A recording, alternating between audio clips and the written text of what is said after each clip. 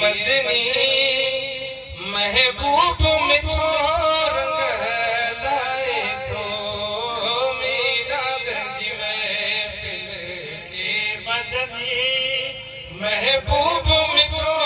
रंग लाए थो सारी महफिल के जिक्र आका जो खुशबू मांगे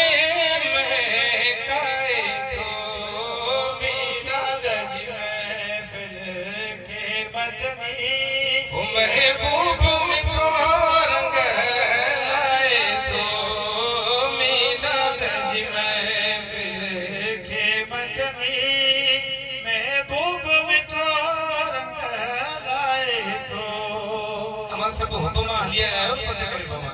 ही मिसरा में जिक्र अमा जो पाण सभनी जो जेको हुक्म आचे तो महफिल में हिन महफिल में जेको हली हुक्म आईंदो वेही शान बयान दिल सां ॿुधंदो हिन महफिल में जेको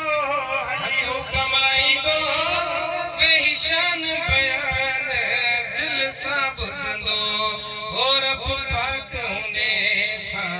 राज़ी थींदो रब पाक हुने सां राज़ी थींदो मालिक त सभई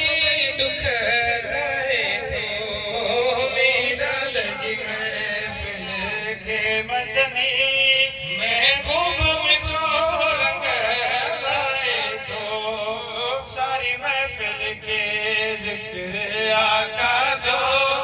खुशबू मांगे महकाए थो जिते हलंदे हुजूर जी वखाणे आहे उते हूंदी सदा सुरहान आहे जिते हलंदे हुजूर जी वखाणे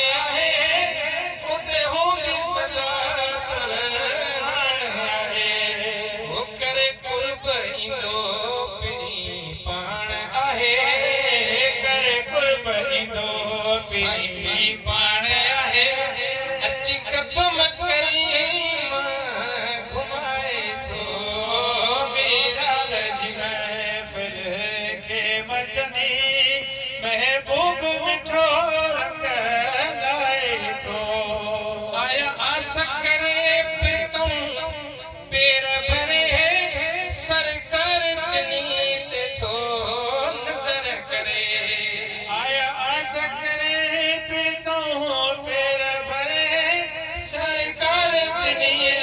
तो नजर करे सबनी जा बेड़ा पार करे सबनी जा बेड़ा पार करे महबूब फजल फरमाए थो मीराद जी महफिल के मदनी महबूब मिठो रंग लाए थो सारी महफिल के जिक्र आका जो खुशबू मांगे महकाए थो असां जेको घुरो दर में मिलियो लजपाल छा छा न कयो असां जेको घुरो दर में मिलियो लजपाल छा छा न कयो साईं सब कुछ नबीअ जे सदके मिलियो सब कुछ नबीअ जे सदके मिलियो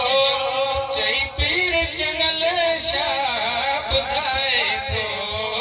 मीराद जी महफिल के मदनी महबूब मिठो रंग लाए थो सारी महफिल के जिक्र आका जो